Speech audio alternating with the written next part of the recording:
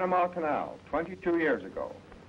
First, we go to the bottom of things and find ourselves sidetracked on the floor of the world-famous Gaillard Cut, which perhaps is more familiar to you under the name of Culebra Cut. Now we are traveling along some of the 160 miles of track that were laid down on the bottom of the canal, track that constantly had to be shifted as the shovels dug away at Mother Earth. Right at this spot in the picture, modern Grace liners float on a watery bridge that rises 45 feet from where these rails are. In the distance now, the lines of tracks are to be seen, and also one gets an idea of the width of the canal.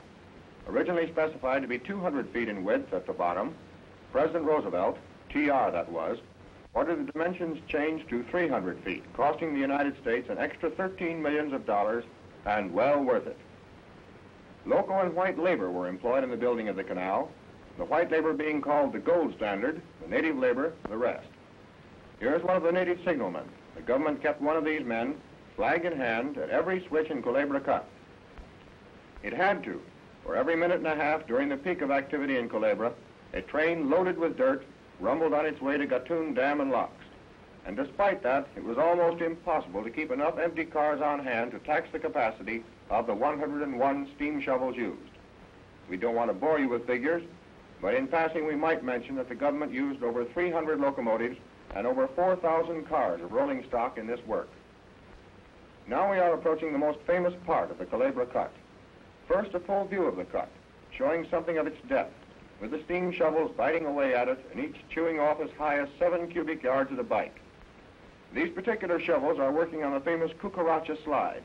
Cucaracha in Spanish means cockroach, and this slide was particularly annoying and disturbing. It was a so-called wet slide caused by the rains and the slipping of soft, wet dirt on a hard layer of rock underneath. The cucaracha in October 1907 slid right across the bottom of the cut, buried 2 shovels, and for 10 days moved an average of 14 feet every 24 hours. But that was just one of the many things that came up in the building of the canal that were overcome with little fuss and furor, and all the time the shovels kept nibbling away. This is one of the locomotives used to haul the dirt trains. We might add, as we wait for one of these many dirt trains, each with 21 loaded cars to pass, that the canal has experienced some 20-odd slides, all told, totaling 25 million yards of earth and covering 220 acres of cut and destroying 200 miles of track. Some of these slides came during the dry season, and they were caused by faults in the earth, breaks occasioned because of the removal of sidewalls and the cutting of the canal. In short, there was nothing to keep the sidewalls from expanding into the cut, which they promptly did. A few moments ago, we said that the government used 101 shovels.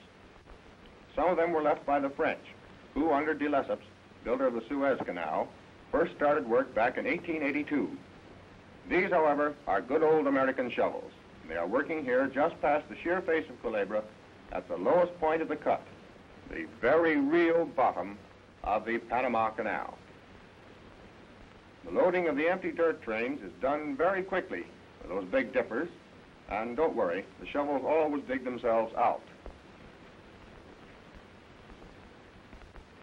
These objects are some of the 553 rock drills that were used for setting the dynamite shots.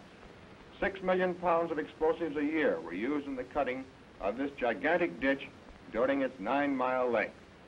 That would make a real Chinese New Year's party, wouldn't it? In the distance now are to be seen 2 famous spots. On the left is Gold Hill, and on the right, Contractor's Hill.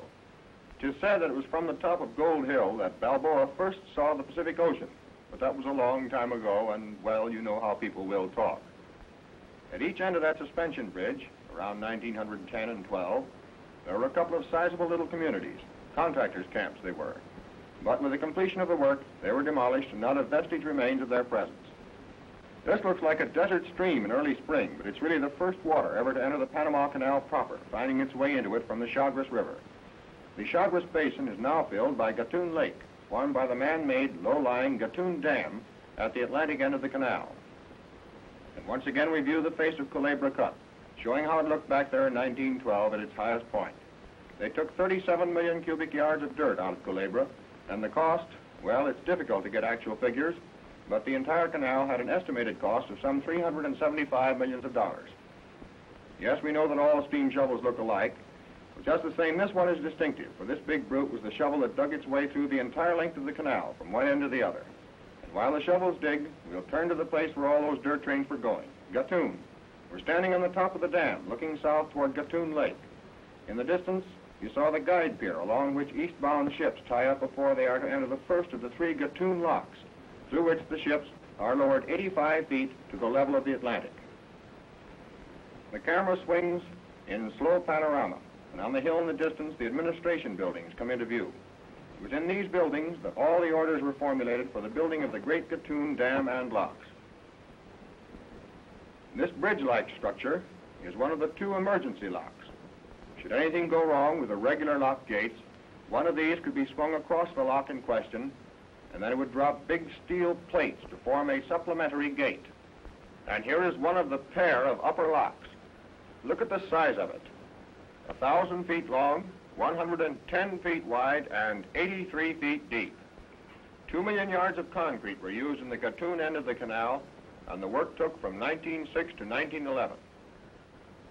Now a clear view of all 6 locks is shown just a few weeks prior to their completion.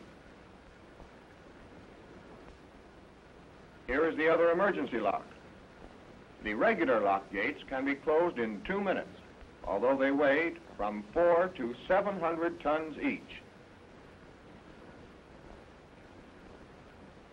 And to give you a better idea of the size of these locks, look at the small figure of the man in the middle distance. And there's the Panama Canal from the underside, one of the greatest pieces of man-made construction ever known.